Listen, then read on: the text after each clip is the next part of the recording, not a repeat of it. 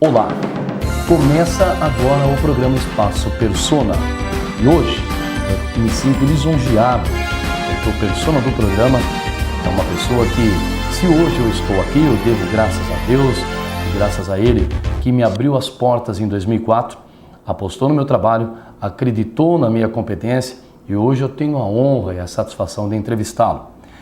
Aqui ele tem um currículo extenso, professor, assistente social, bacharel em Direito, supervisor de segurança, radialista, jornalista e atualmente é diretor de comunicação da Câmara de Vereadores de Piracicaba. Aliás, diga-se de passagem, um competente diretor.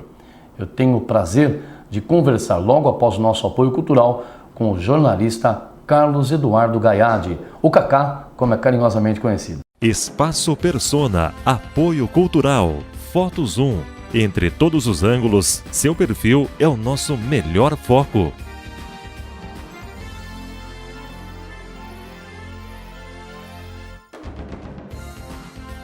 Piraternos. Elegância é uma questão de estilo.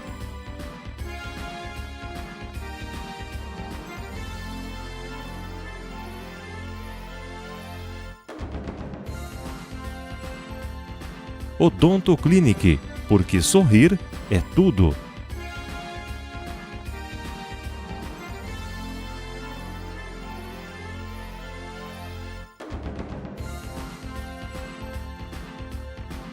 E Cimesp, o legítimo representante patronal do setor metal mecânico de Piracicaba, Saltinho e Rio das Pedras.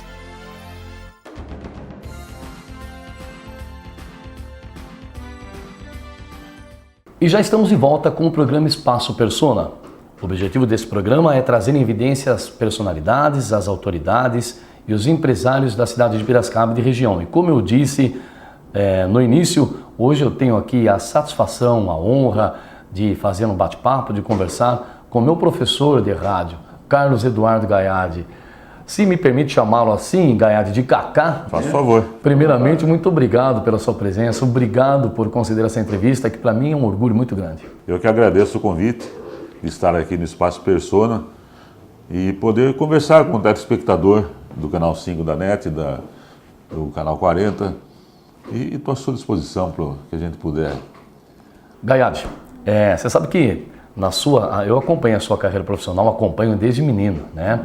E eu tomei conhecimento de que, na realidade, a sua formação em Direito era para exercer como advogado. Mas o seu sonho mesmo, o seu desejo era ser radialista, jornalista. Como se deu essa iniciativa da sua parte? Eu sempre sonhei com rádio, né? Tudo começou ainda no ginásio, quando um dia numa aula de português, o meu professor Edson Bizeto, por sinal é vivo até hoje, pediu que eu fosse à frente ler uma redação. Eu li a redação que eu tinha feito na aula. Terminada a redação, ele pôs a mão na minha cabeça e falou assim: você vai ser jornalista, você escreve muito bem. Aquilo parece que foi um vírus que entrou no sangue. Eu passei a vida pensando naquilo. Depois, quando eu tinha por volta de 10 ou 12 anos, um primo meu, Antônio Carlos Krein, infelizmente já falecido, foi aos Estados Unidos e me trouxe de presente um gravador Panasonic, um tijolo desse tamanho assim. E eu e meus irmãos à casa de uma tia, e naquele dia eu gravei, estava passando o Jornal Nacional, eu gravei, eu reproduzi depois o Jornal Nacional. E aqui daí foi. Fiz o curso normal a pedido da minha mãe. O sonho dos meus pais era que eu fosse funcionário público. Quando entrei na Faculdade de Serviço Social, eu participava da missa das 10 na Catedral de Santo Antônio, fazia leitura. Um belo dia, terminada a missa, um senhor me pegou pelo braço, olhou para mim e falou assim: o que o senhor faz? Eu falei: serviço social. Ele falou: eu não perguntei se o senhor estuda, perguntei se o senhor trabalha. Pensei comigo, foi o louco, né? Era o Dr. Nelson Meirelles, que era o proprietário da Rádio Educadora. Eu falei: não trabalho. Ele falou: gostaria de trabalhar em rádio? Eu literalmente sentei. Eu estava em pé, as pernas bambearam, eu sentei porque era a frase que eu mais queria ouvir na vida. Aí ele me deu um cartão, falou: amanhã você vai na minha rádio, procura o Perilo Júnior, que é o gerente, vai fazer um teste, se ele gostar de você, você começa a trabalhar na rádio. Era o dia primeiro, eu fui lá no dia, no finzinho de março, fiz o teste, fui aprovado. No dia 1º de abril, eu estava à noite no programa Gosto Não Se Discute, comandado pelo Chilmar Ulisses, iniciando uma carreira que já dura 42 anos. Aliás, Chilmar Ulisses, que eu quero mandar um grande abraço, também aprendemos muito com o Chilmar. E Gaiardi, além do rádio, você também atuou na imprensa escrita, falada, teve a televisiva também ou não? Não. Na minha vida de imprensa, né, na minha atividade de jornalista, só 2 coisas eu não fiz, TV e coluna social. Mas tem planos? O resto tem planos, né? Tenho planos, tenho convites. Quem sabe ainda esse ano a gente viabiliza essa etapa que falta. Mas eu sempre trabalhei, na realidade eu comecei com rádio, comecei na Rádio Educadora. Da Rádio Educadora eu fui para a rádio A Voz Agrícola do Brasil de Piracicaba, que depois veio se transformar na Rádio Alvorada. Da Rádio A Voz Agrícola eu fui para a Difusora e em seguida convidado a trabalhar em O Diário como repórter policial. Iniciei minha carreira em O Diário como repórter policial. Daí peguei o gosto pelas 2 formas de fazer imprensa. Quando assustei, eu estava no Jornal de Piracicaba, fazendo rádio, e assim foi até hoje, né? Esse ping-pong de passagem. Trabalhei 2 vezes na Difusora, trabalhei 2 vezes na Alvorada, na Educadora, uma vez só. Sou o único jornalista que trabalhou, entrou e saiu do Jornal de Piracicaba por 4 vezes, nunca ninguém... Mas em nenhuma vez eu fui dispensado, todas as vezes eu pedi demissão, né, e sempre mantive as portas abertas. E aí quando você entra né, quando o vício toma conta... Ninguém segura mais. Ninguém segura. 42 anos e eu não estou pensando em parar tão cedo, não. Excelente. O que é mais fácil, fazer o rádio ou o jornal? Porque o rádio você fala, né, todo mundo ouve, está dentro de um estúdio. Agora o jornal você coloca, escreve. O rádio é momento. O rádio é mais vibrante porque o rádio é momento. Você está falando, o ouvinte está ali na casa dele ouvindo aquilo que está acontecendo. Ou um programa de estúdio, ou uma entrevista, ou uma reportagem policial. No jornal a coisa é mais fria, na imprensa escrita, porque você ou faz a entrevista, faz a matéria, escreve, alguém revisa, volta para você e ela vai sair no dia seguinte. A contrapartida, que o seu trabalho na mídia impressa, ele fica documentado. No rádio, ou você grava e guarda a fita, ou você não tem. Mas eu sempre gostei, por ser jornalista por vocação, né, eu sempre fiz com muita dedicação, e sempre me dei bem, né, sempre senti a cada dia uma renovação. Hoje eu sinto falta de uma redação de jornal, hoje eu sinto falta de um estúdio de rádio, né? Mas, para mim, as duas formas de trabalho me davam imensa satisfação. Eu estou vendo aqui que você trabalhou no Jornal Diário, na Tribuna Piracicabana e também no Jornal de Piracicaba. E nas rádios, você esteve na Voz do Brasil. Voz Agrícola. Voz Agrícola, perdão. Rádio Alvorada, Difusora, também na FM Municipal, que hoje é Educativa FM. E você foi correspondente da Rádio Jovem Pan. Exato. A Rádio Jovem Pan tinha um projeto chamado Projeto Verão, que ela alocava em cada instância turística do estado de São Paulo um repórter para informações em 4 boletins sobre condições de tempo e estrada. E eu era correspondente em Águas de São Pedro e região. Fiz isso por 3 anos. Depois parei. Eu lembro que quando menino, não que eu estou te dizendo que você é tão antigo assim, né? Demais. Nós tínhamos, na época, tinha na rádio uma vinheta e você tinha um quadro chamado Patrulheiro Ford. Isso. Eu acho que, até hoje, quem teve a oportunidade de presenciar o Patrulheiro Ford, de ouvir como era a vinheta, como era a chamada, e depois o Gaiardi entrava, não esquece. Não. Vamos falar um pouquinho desse quadro que você fez lá, inclusive como repórter policial, né? Talvez foi a fase mais marcante da minha vida de rádio. Foi quando eu fui repórter policial na Rádio Difusora. Havia o Patrulheiro Ford, que era o nome da... Então marcou por quê? Porque o Atenilio José, né, de saudosa memória, tinha uma voz característica, e ele que gravou a vinheta de abertura. Então, Ele que apresentava, na época, apresentava o Varandão, né? Varandão da casa, começou com o Varandão da Casa Verde, depois ficou a Casa Verde fechou, ficou só o Varandão. Então ele entrava com aquela voz grave e marcante dele, né? Patrulheiro Ford chamando, patrulheiro Ford chamando. Se aconteceu, vira notícia. E vinha a sirene. Vinha a sirene, exato. Quando entrava a sirene vinha em BG e eu dava a matéria, a manchete, né? Mulher assassinada com 40 facadas no Jaraguá. A cidade inteira grudava no rádio. E você entrava ao vivo? Ao vivo. Aí entrava o comercial da Ford, né? Companhia Piracicabana de Automóveis, que era patrocinadora, e eu vinha com a notícia. Por que deu certo, né? Porque era uma notícia que não tinha hora para entrar. Ela entrava de manhã, à tarde, à noite, de madrugada, porque o louco aqui, né, passava o dia, né, na delegacia, gostava, acompanhava, saía fazer diligência junto com a polícia. Então eu vivia o fato. Sim. Muitas vezes eu chegava no local do acontecimento antes da polícia. Antes da polícia. Então aquilo me deu credibilidade. Eu nunca inventei, nunca criei fatos, sempre narrei o que aconteceu, né? Sempre dei voz para os dois lados.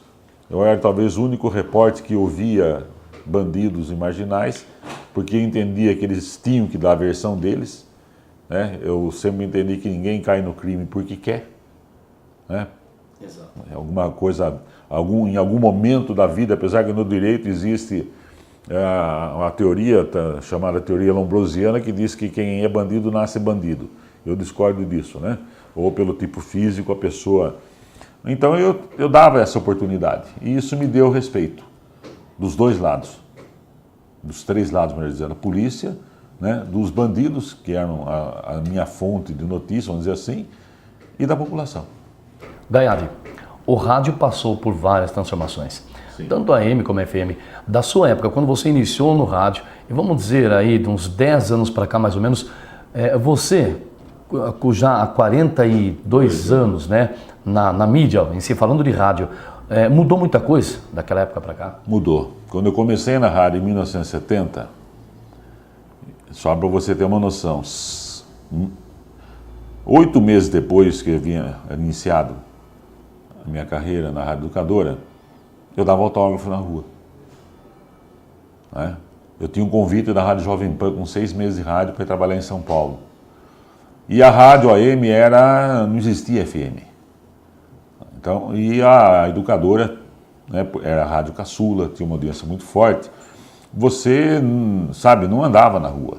E naquele tempo o radialista era visto como hoje você vê um ator de novela das 8.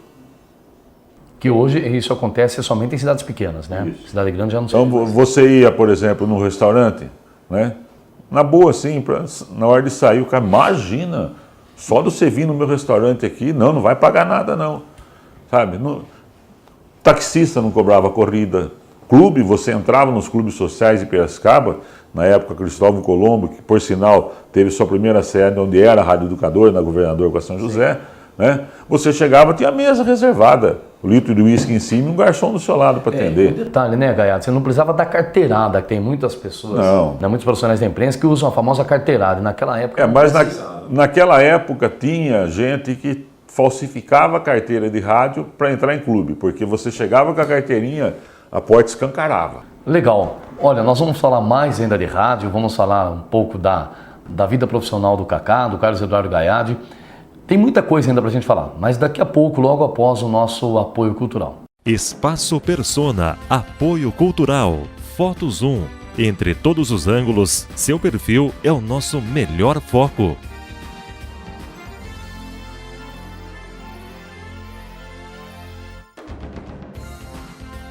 Piraternos, elegância é uma questão de estilo.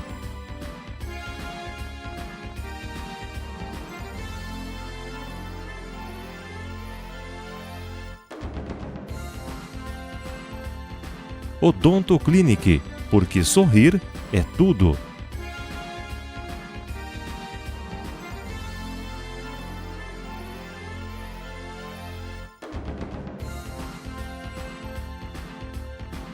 e Cimesp, o legítimo representante patronal do setor metal mecânico de Piracicaba, Saltinho e Rio das Pedras.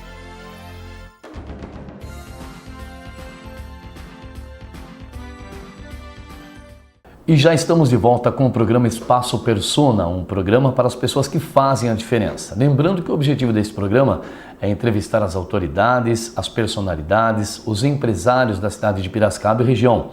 E hoje, aqui comigo, o meu persona de hoje, Carlos Eduardo Gaiade, radialista e jornalista e atualmente diretor de comunicação da Câmara de Vereadores de Piracicaba, competente diretor, e carinhosamente conhecido como Cacá.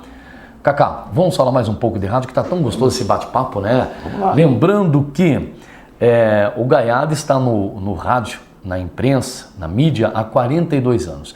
E uma pergunta, Cacá, que eu não posso deixar de fazer para você. Hoje, antigamente, você tinha que ter todo um estudo, um preparo para poder entrar numa emissora de rádio, trabalhar, falar, você ter o contato com o telespectador, com o ouvinte da rádio. Hoje as coisas mudaram. Quem tem aí um certo valor, ele chega numa emissora de rádio e compra o horário. Às vezes ele não tem nenhum documento, nenhum DRT, um MTB, nada disso. Mas ele compra o horário e ele começa a falar do jeito que ele quer, do jeito que ele sabe. Isso aí derrubou a qualidade das rádios? Sem dúvida, né? Você vê, quando eu comecei, eu fiz um teste. Eu entrei num estúdio, né? Li textos comerciais, tive a minha dicção avaliada, o meu timbre de voz avaliado, que antes isso pesava em rádio, né? A dicção, sim, o timbre de voz, a formação da pessoa, isso perdurou por um bom tempo. Aí, de repente, o que aconteceu? As rádios, evidentemente, o sindicato dos radialistas não existe, né? Então, você não tem uma entidade de classe que lute pelos radialistas. Você vê hoje que o piso do radialista é ridículo. Realmente. Ninguém sobrevive. É vergonhoso. Ninguém sobrevive. Então, o que acontece? O ganho maior, e por isso eu nunca ganhei dinheiro em rádio, o ganho maior do rádio é o comercial, é a porcentagem sobre o comercial. Estão certos os empresários de rádio, estão corretíssimos. Eles têm que sobreviver. Sim. Né? Piracicaba está longe, por exemplo, nas rádios em São Paulo, uma Bandeirantes, por exemplo, o cara tem o programa dele, mas tem um departamento comercial que vai vender aquele programa. Né?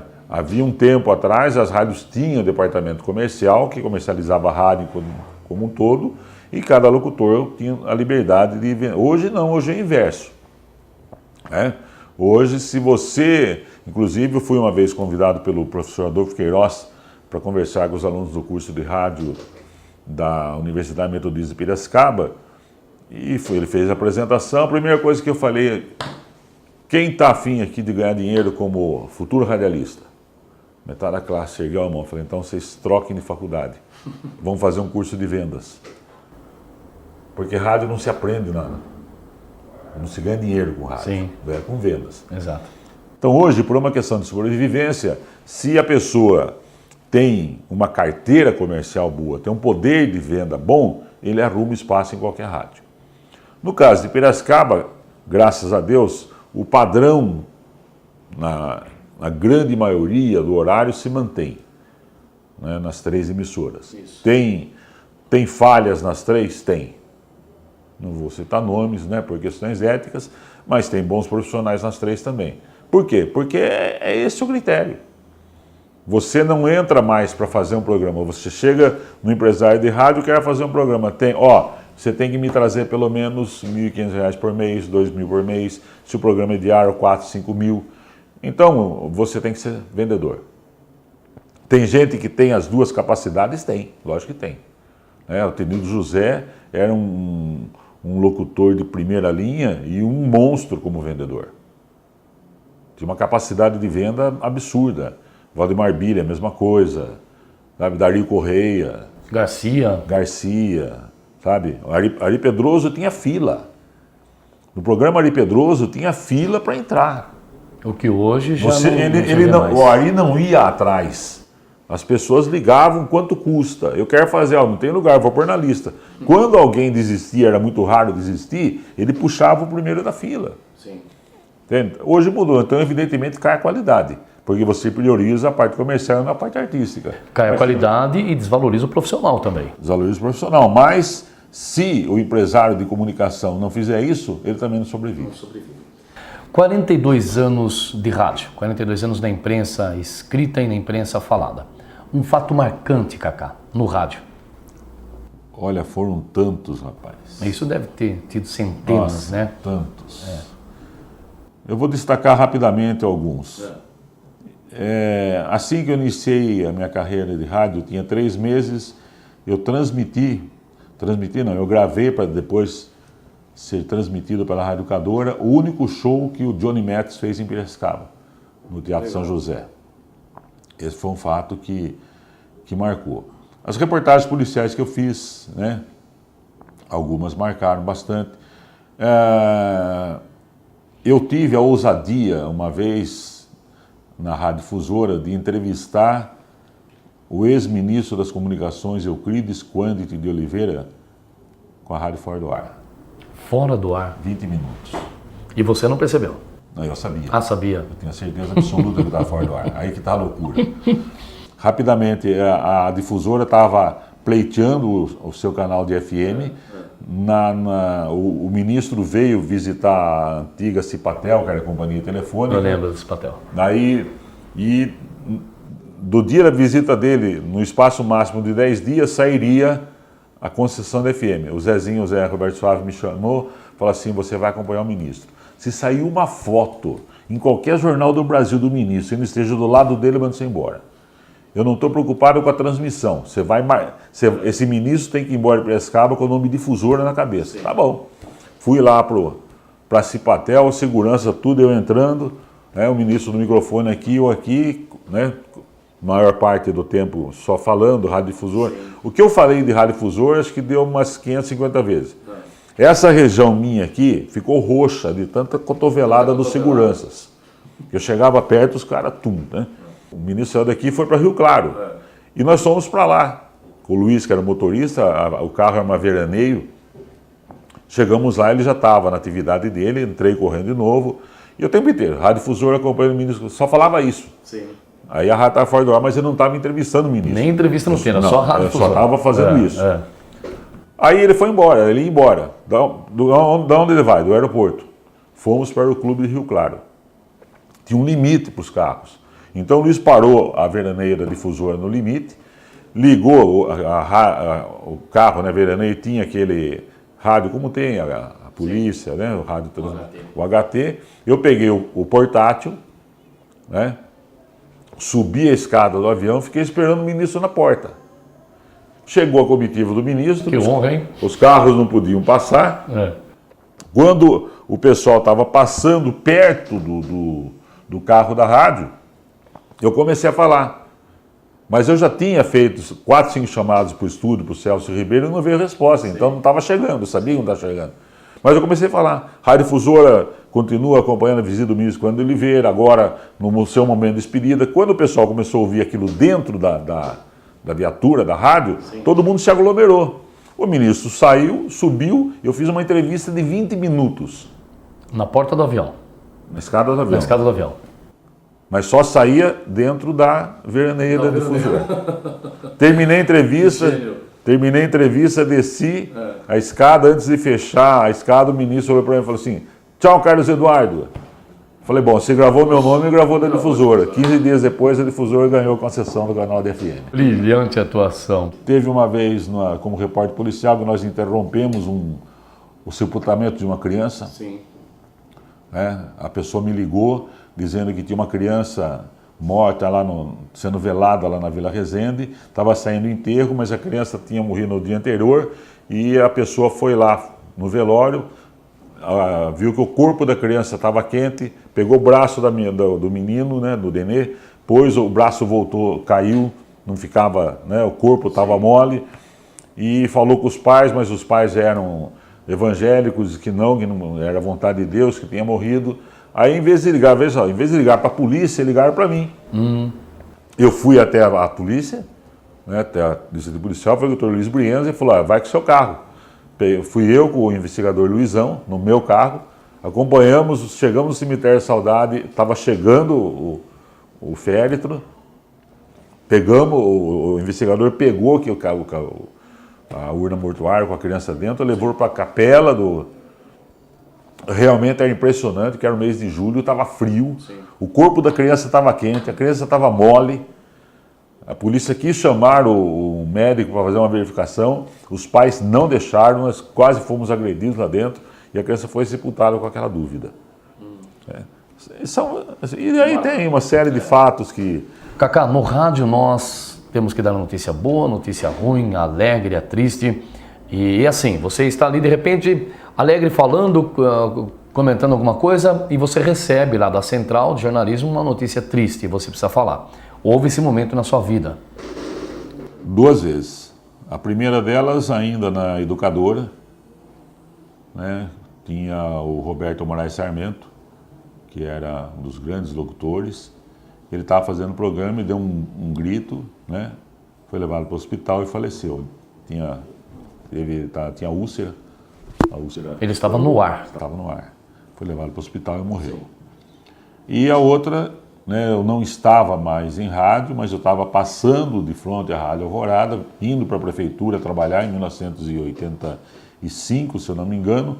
Vi uma agitação toda na rádio, como eu sempre fazia. Eu saía de casa, ligava o rádio, liguei na Rádio Alvorada, estava fora do ar, passei pela frente da rádio, um alvoroço todo, parei o carro, entrei, né, o Laércio Penteado, carinhosamente chamado de Piteco, era operador de som, por sinal começou a trabalhar comigo na Voz Agrícola, me deu a informação, ó, o Serginho foi baleado, que era o Sérgio Baúba. Sérgio Baúba, saudoso Sérgio Baúba. Aí eu fui me inteirar, ali fiz contato com a polícia pelos conhecimentos que eu tinha, e veio a informação, ele faleceu, e eu que tive que repor a rádio no ar com a informação da morte do Serginho Baúba. Essa notícia eu jamais gostaria de ter dado realmente, né? Porque foi realmente chocou, era um grande profissional, uma grande pessoa, marcou a história do rádio em Piracicaba, né? Mas infelizmente coube a mim, que não tinha ninguém na rádio naquele momento, e os ouvintes tinham que ter uma satisfação. Tá aí, é uma pena que o nosso tempo é curto, eu queria falar mais com o Gaiardi. 42 anos de rádio não são 42 dias, então o Cacá tem muita história para contar mais. Bastante. E eu vou já estender aqui o convite para uma próxima gravação, no próximo programa. Cacá, antes das suas despedidas, das suas considerações finais, eu quero voltar para o nosso telespectador e dizer o seguinte: eu sou muito grato a Deus pela vida que Ele me deu, sou grato ao meu irmão Wagner Oliveira, que me apresentou para o Carlos Eduardo Gaiardi, e sou eternamente grato a você, Cacá, porque você abriu as portas do rádio para mim. Naquela época que a gente não precisava comprar o horário. Você abriu as portas, entramos lá, começamos a falar, fiz um teste com você e estou até hoje. Então já são 8 anos de rádio, agora também na TV.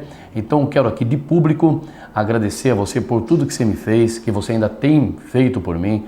Parabenizar você por toda a sua história no rádio, pela competência com que você dirige hoje o Departamento de Comunicação da Câmara, já na sua segunda gestão, e dizer para você que aqui eu agradeço eternamente. E dizer para você também que a minha saudosa mãe era muito sua fã, ela adorava ouvir a sua voz.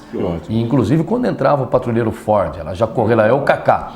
Tá? Então, Cacá, por tudo, muito obrigado. Olha, eu acho, Marcelo, que você não tem que agradecer, porque eu sempre pautei minha vida da seguinte forma. Nunca sai da minha memória aquela cena do Dr. Nelson Meirelles me convidando para a Educadora. Então, naquele dia de 1970, alguém me deu a chance de eu realizar um sonho. E eu tomei aquilo como lição de vida. E tive comigo o seguinte: sempre que depender de mim, que eu puder dar a chance de alguém realizar um sonho, o mesmo sonho que eu tive, eu vou fazer. Foi assim com você, foi assim com Marcelo Bandeira, Rosilei Lourenço, Bill Júnior, né? E tantos outros nomes que ou eu dei chance ou eu ajudei a construir a carreira. Então não tem que agradecer. Eu aqui agradeço a Deus a oportunidade que Ele me deu. Primeiro de realizar o meu sonho, de me manter nesse sonho já há 42 anos, né? e com a perspectiva de seguir ainda por um bom tempo nesse sonho, e principalmente por ter me dado a chance de ter dado a oportunidade a tantas pessoas, você, Marcelo, que hoje carinhosamente me chamam de padrinho, porque vocês na prática como profissionais mostram que realmente eu estava certo, corretíssimo ao fazer, vai lá, vai, que é assim que se faz rádio, porque rádio se faz assim, rádio se aprende na marra. Rapidamente, na próxima entrevista eu conto como é que eu comecei rádio. E por isso que eu fiz isso com você, fiz com o Marcelo, é assim, liga o microfone e começa a falar. Exato, porque não existe rádio e jornalismo, né? Diploma é importante, é fundamental, é tudo. Mas se a pessoa, se o profissional não tiver dom, não tiver vocação, não tiver qualidades, pode fazer doutorado onde quer que seja, não vai ser um bom profissional nunca. E vocês 4 são bons profissionais porque têm qualidade, têm vocação, têm dedicação, têm ética, têm seriedade naquilo que faz. Esse é o Carlos Eduardo Gaiardi, o Cacá, como é carinhosamente conhecido. O meu padrinho de rádio, o qual tenho orgulho hoje de dizer isso. E o programa Espaço Persona é uma pena, mas fica por aqui. Nós vamos voltar no próximo programa. Espaço Persona, um programa para as pessoas que fazem a diferença.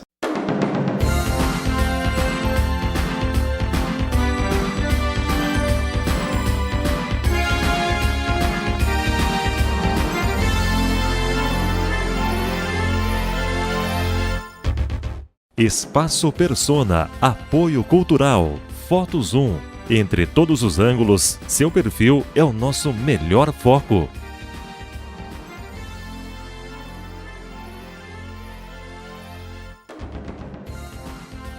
Piraternos, elegância é uma questão de estilo.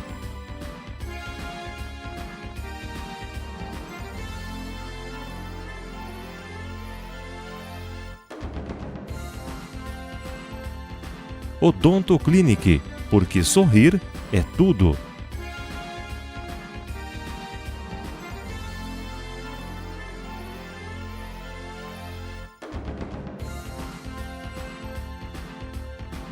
E Cimesp, o legítimo representante patronal do setor metal mecânico de Piracicaba, Saltinho e Rio das Pedras.